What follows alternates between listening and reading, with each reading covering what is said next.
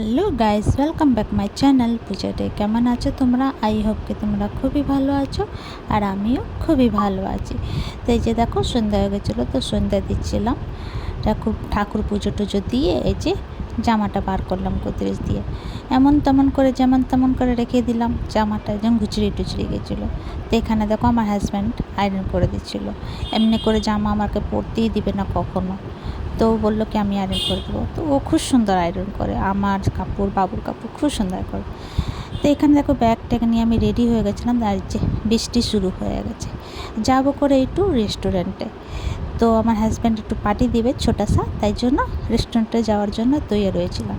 খুব কষে বৃষ্টি এসে গেছে, তো গেলাম না। লাস্টে আমার হাজব্যান্ড অর্ডার দিল খাবার। কি অর্ডার দিল সেটা আমি জানতাম না। তো ওই যে নিয়ে গেলাম রান্নাঘরে, তো তোমাদেরকে দেখাবো কি অর্ডার করেছে।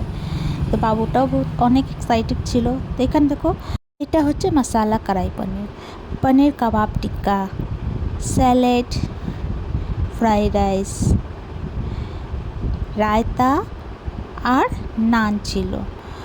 তো এই খাবারগুলো অর্ডার করে আনিয়েছে, এবার আমরা খাবো।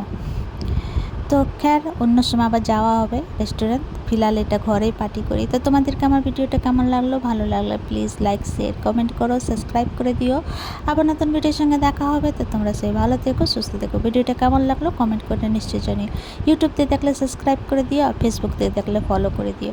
ভিডিওটা এখানে শেষ করছি। Bye bye, take care.